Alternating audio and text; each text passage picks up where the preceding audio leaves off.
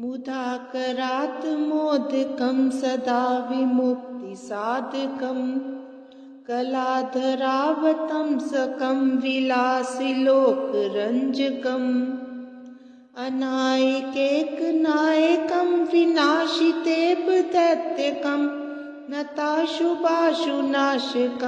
नमामि तं विनायकम् न तेतरातिभीकरं नवोदितार्कभास्वरं न मत्सुरारिनिर्झरं न तादिकापदुद्धरम् सुरेश्वरं निधीश्वरं गजेश्वरं गणेश्वरं महेश्वरं तमाश्रये परात्परं निरन्तरम् समस्तिलोकशङ्करं निरस्तदैत्यकुञ्जरं धरेतरोदरं वरं वरेव वक्तमक्षरम् कृपाकरं क्षमाकरं मुदाकरं यशस्करं मनस्करं नमस्कृतं नमस्करोमि भास्वरम् अकिञ्चनार्तिमार्जनं चिरन्तनोक्तिभाजनं पुरारिपूर्वनन्दनं सुरारिगर्वचर्वणं परपञ्चनाशभीषणं धनञ्जयातिभूषणं कपोलदानवारणं भजे पुराणवारणम् नितान्तकान्तदन्तकान्तिमन्तकान्तकात्मजम् अचिन्त्यरूपमन्तहीनमन्तराय कृन्तनम् हृदयन्तरे निरन्तरं वसन्तमेव योगिनं तमेकदन्तमेव तं विचिन्तयामि सन्ततम् महागणेश पञ्चरत्नमादरेण योऽन्वहं प्रजलपति प्रभातके हृदि स्मरन् गणेश्वरम् अरोगतां तोषतां सुसाहितीं स्फुत्रतां समाहितायुरष्टभूतिमभ्युपेति सोचिरात् मुदाकरात् मोदकं सदा विमुक्तिसाधकं कलाधरावतंसकं विलासिलोकरञ्जकम् अनायकैकनायकं विनाशितेव दैत्यकं नताशुभाशुनाशकं नमामि तं विनायकम्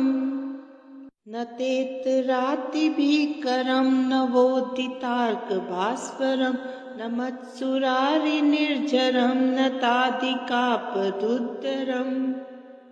सुरेश्वरं निधीश्वरं गजेश्वरं गणेश्वरं महेश्वरं तमाश्रये परात्परं निरन्तरम् समस्तिलोकशङ्करं निरस्तदैत्यकुञ्जरं धरेतरोदरं वरं वरेव वक्तमक्षरम् कृपाकरं क्षमाकरं मुदाकरं यशस्करं मनस्करं नमस्कृतं नमस्करोमि भास्वरम् अकिञ्चनार्तिमार्जनं चिरन्तनोक्तिभाजनं पुरारिपूर्वनन्दनं सुरारिगर्वचर्वणं परपञ्चनाशभीषणं धनञ्जयातिभूषणं कपोलदानवारणं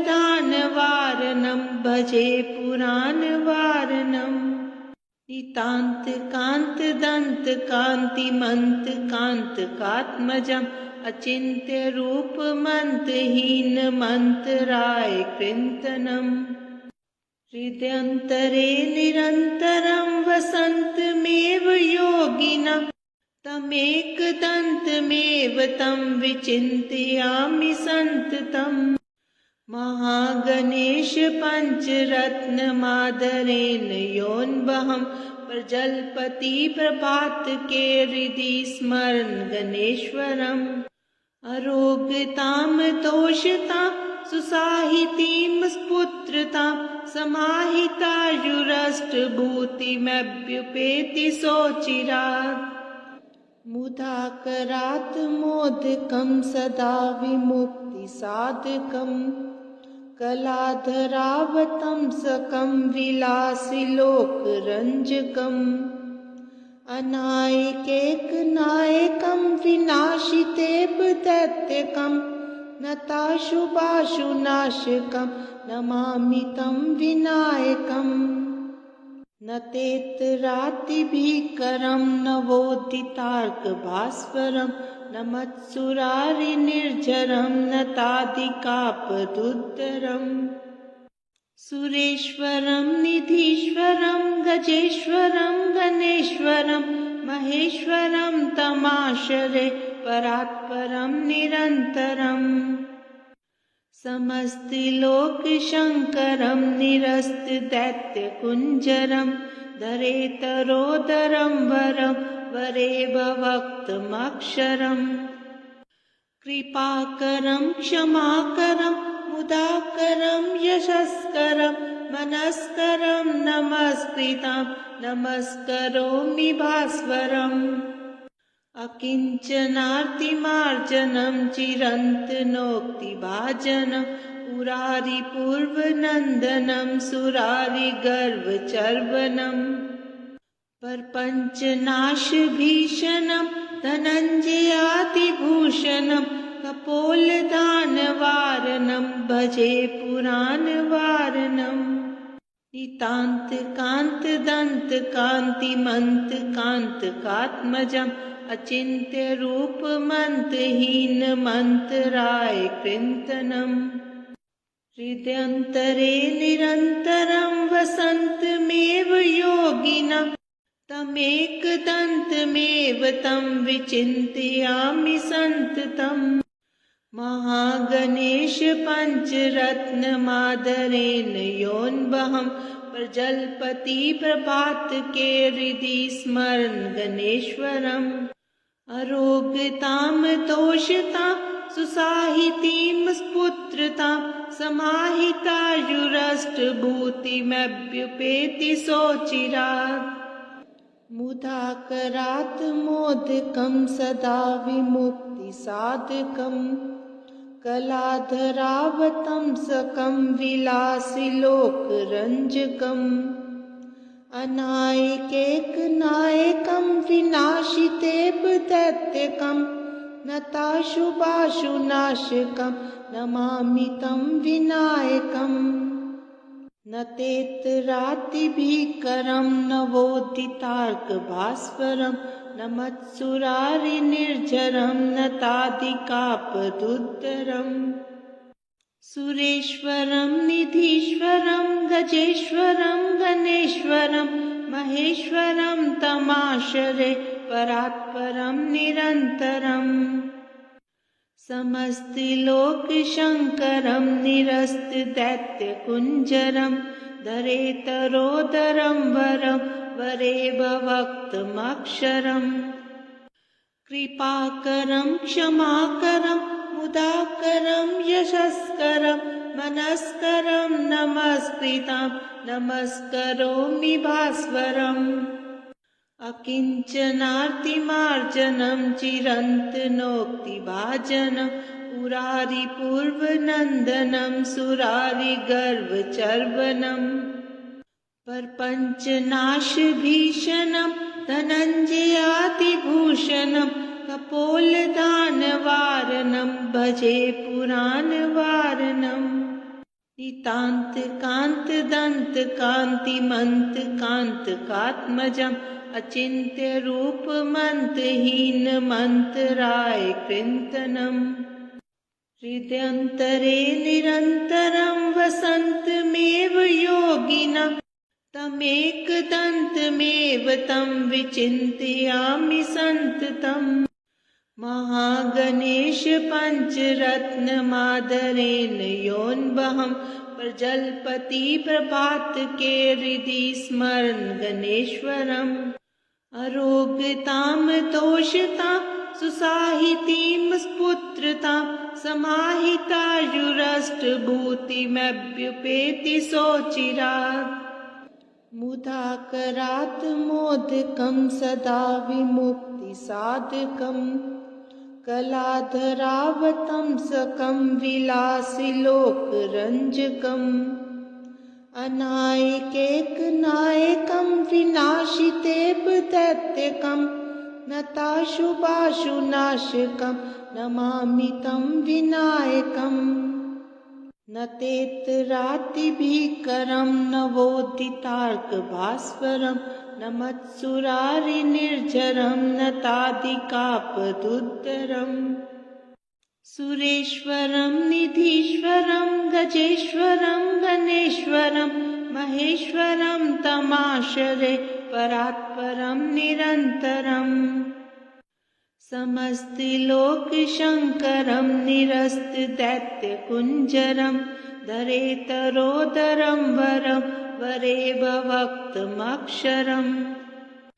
कृपाकरं क्षमाकरं मुदाकरं यशस्करं मनस्करं नमस्कृतं नमस्करोमि भास्वरम् अकिञ्चनार्तिमार्जनं चिरन्तनोक्तिभाजनं पुरारिपूर्वनन्दनं सुरारिगर्वचर्वणम् प्रपञ्चनाशभीषणं धनञ्जयातिभूषणं कपोलदानवारणं भजे पुराणवारणम् नितान्तकान्तदन्तकान्तिमन्तकान्तकात्मजम् अचिन्त्यरूपमन्तहीनमन्तराय कृन्तनम् हृदयन्तरे निरन्तरं वसन्तमेव योगिनं तमेकदन्तमेव तं विचिन्तयामि सन्ततम् महागणेश पञ्चरत्नमादरेण योऽन्वहं प्रजलपति प्रभात के हृदि स्मरन् गणेश्वरम् अरोगतां तोषतां सुसाहितीं स्फुत्रतां समाहितायुरष्टभूतिमभ्युपेति सोचिरात् मुदाकरात् मोदकं सदा विमुक्तिसाधकम् कलाधरावतंसकं विलासिलोकरञ्जकम् अनायकैकनायकं विनाशितेऽपदैत्यकं नताशुभाशुनाशकं नमामि तं विनायकम् न तेतरातिभीकरं नवोदितार्कभास्वरं न मत्सुरारिनिर्झरं न तादिकापदुद्धरम् सुरेश्वरं निधीश्वरं गजेश्वरं गणेश्वरं महेश्वरं तमाश्रये परात्परं निरन्तरम् समस्तिलोकशङ्करं निरस्तदैत्यकुञ्जरं धरेतरोदरं वरं वरेवक्तमक्षरम् कृपाकरं क्षमाकरं मुदाकरं यशस्करं मनस्करं नमस्कृतं नमस्करोमि भास्वरम् अकिञ्चनार्तिमार्जनं चिरन्तनोक्तिभाजनं पुरारिपूर्वनन्दनं सुरारिगर्वचर्वणम् प्रपञ्चनाशभीषणं धनञ्जयातिभूषणं कपोलदानवारणं भजे पुराणवारणम् नितान्तकान्तदन्तकान्तिमन्तकान्तकात्मजम् अचिन्त्यरूपमन्तहीनमन्तराय कृन्तनम् हृदयन्तरे निरन्तरं वसन्तमेव योगिनं तमेकदन्तमेव तं विचिन्तयामि सन्ततम् महागणेश पञ्चरत्नमादरेण योऽन्वहं प्रजलपति प्रभात के हृदि स्मरन् गणेश्वरम् अरोगतां तोषतां सुसाहितीं स्फुत्रतां समाहितायुरष्टभूतिमभ्युपेति सोचिरात् मुदाकरात् मोदकं सदा विमुक्तिसाधकम् कलाधरावतंसकं विलासिलोकरञ्जकम् अनायकैकनायकं विनाशितेऽपदैत्यकं नताशुभाशुनाशकं नमामि तं विनायकम् न तेतरातिभीकरं नवोदितार्कभास्वरं न मत्सुरारिनिर्झरं न तादिकापदुद्धरम् सुरेश्वरं निधीश्वरं गजेश्वरं गणेश्वरं महेश्वरं तमाश्रये परात्परं निरन्तरम् समस्तिलोकशङ्करं निरस्तदैत्यकुञ्जरं धरेतरोदरं वरं वरेव वक्तमक्षरम् कृपाकरं क्षमाकरं मुदाकरं यशस्करं मनस्करं नमस्कृतं नमस्करोमि भास्वरम् अकिञ्चनार्तिमार्जनं चिरन्तनोक्तिभाजनं पुरारिपूर्वनन्दनं सुरारिगर्वचर्वणम् परपञ्चनाशभीषणं धनञ्जयातिभूषणं कपोलदानवारणं भजे पुराणवारणम् नितान्तकान्तदन्तकान्तिमन्तकान्तकात्मजम् अचिन्त्यरूपमन्तहीनमन्तराय कृन्तनम् हृदयन्तरे निरन्तरं वसन्तमेव योगिनं तमेकदन्तमेव तं विचिन्तयामि सन्ततम् महागणेश पञ्चरत्नमादरेण योऽन्वहं प्रजलपति प्रभात के हृदि स्मरन् गणेश्वरम् अरोगतां तोषतां सुसाहितीं स्फुत्रतां समाहितायुरष्टभूतिमभ्युपेति सोचिरात् मुदाकरात् मोदकं सदा विमुक्तिसाधकम् कलाधरावतंसकं विलासिलोकरञ्जकम् अनायकैकनायकं विनाशितेऽपदैत्यकं नताशुभाशुनाशकं नमामि तं विनायकम् न तेतरातिभीकरं नवोदितार्कभास्वरं न मत्सुरारिनिर्झरं न तादिकापदुद्धरम् सुरेश्वरं निधीश्वरं गजेश्वरं गणेश्वरं महेश्वरं तमाश्रये परात्परं निरन्तरम् समस्तिलोकशङ्करं निरस्तदैत्यकुञ्जरं धरेतरोदरं वरं वरेव वक्तमक्षरम् कृपाकरं क्षमाकरं मुदाकरं यशस्करं मनस्करं नमस्कृतं नमस्करोमि भास्वरम् अकिञ्चनार्तिमार्जनं चिरन्तनोक्तिभाजनं पुरारिपूर्वनन्दनं सुरारिगर्वचर्वणम् परपञ्चनाशभीषणं धनञ्जयातिभूषणं कपोलदानवारणं भजे पुराणवारणम् नितान्तकान्तदन्तकान्तिमन्तकान्तकात्मजम् अचिन्त्यरूपमन्तहीनमन्तराय कृन्तनम् हृदयन्तरे निरन्तरं वसन्तमेव योगिनं तमेकदन्तमेव तं विचिन्तयामि सन्ततम् महागणेश पञ्चरत्नमादरेण योऽन्वहं प्रजलपति प्रभात के हृदि स्मरन् गणेश्वरम् अरोगतां तोषतां सुसाहितीं स्फुत्रतां समाहितायुरष्टभूतिमभ्युपेति सोचिरात् मुदाकरात् मोदकं सदा विमुक्तिसाधकम् कलाधरावतंसकं विलासिलोकरञ्जकम् अनायकैकनायकं विनाशितेव दैत्यकं नताशुभाशुनाशकं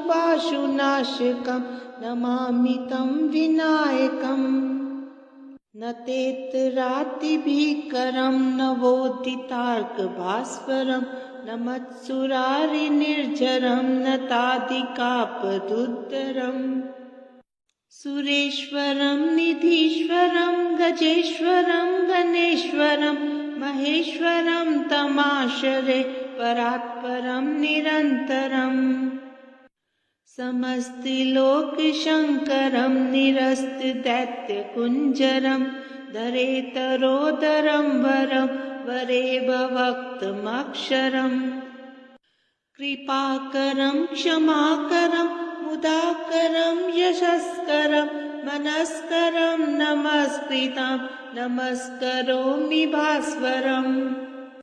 अकिञ्चनार्तिमार्जनं चिरन्तनोक्तिभाजनं पुरारिपूर्वनन्दनं सुरारिगर्वचर्वणम् परपञ्चनाशभीषणं धनञ्जयातिभूषणं कपोलदानवारणं भजे पुराणवारणम् नितान्तकान्तदन्तकान्तिमन्तकान्तकात्मजम् अचिन्त्यरूपमन्तहीनमन्तराय कृन्तनम् हृदयन्तरे निरन्तरं वसन्तमेव योगिनं तमेकदन्तमेव तं विचिन्तयामि सन्ततम् महागणेश पञ्चरत्नमादरेण योऽन्वहं प्रजलपति प्रभातके हृदि स्मरन् गणेश्वरम् अरोगतां तोषतां सुसाहितीं स्फुत्रतां समाहितायुरष्टभूतिमभ्युपेति सोचिरात् मुदाकरात् मोदकं सदा विमुक्तिसाधकम् कलाधरावतंसकं विलासिलोकरञ्जकम् अनायकैकनायकं विनाशितेव दैत्यकं नताशुभाशुनाशकं नमामि तं विनायकम् न तेतरातिभीकरं नवोदितार्कभास्वरं न मत्सुरारिनिर्झरं न तादिकापदुद्धरम् सुरेश्वरं निधीश्वरं गजेश्वरं गणेश्वरं महेश्वरं तमाश्रये परात्परं निरन्तरम् समस्तिलोकशङ्करं निरस्तदैत्यकुञ्जरं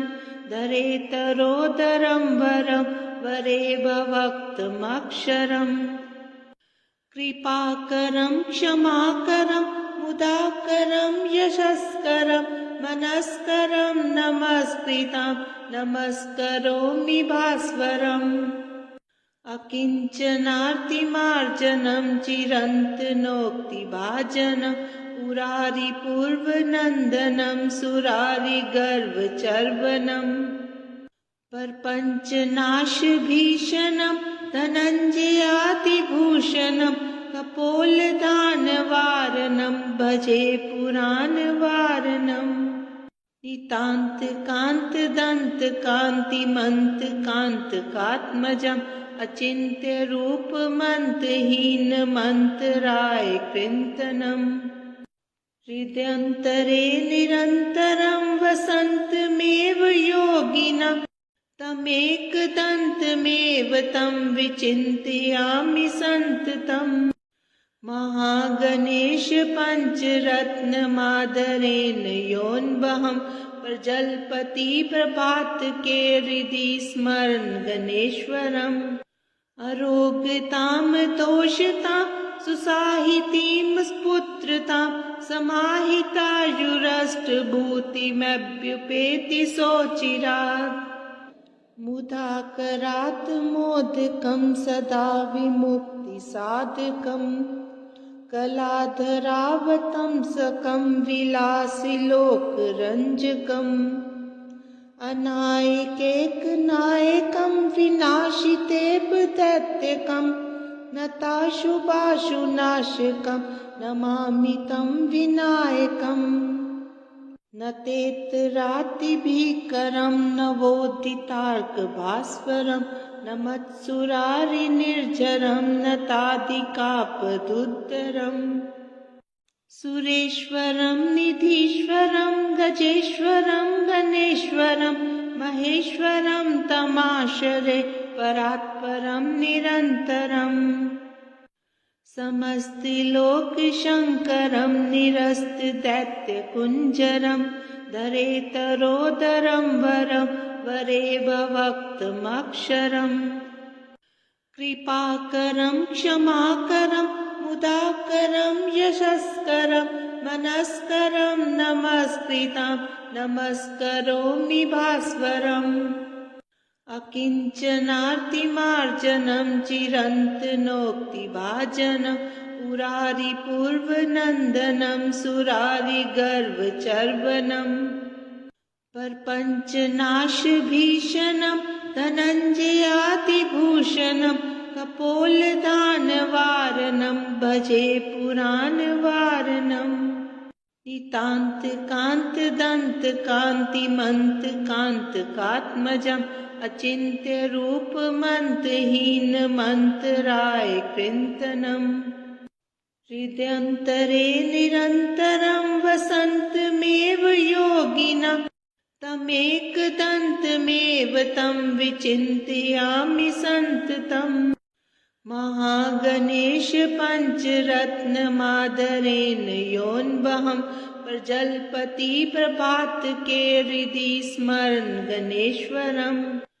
अरोगतां दोषतां सुसाहितीं स्पुत्रतां समाहितायुरष्टभूतिमभ्युपेति सोचिरात्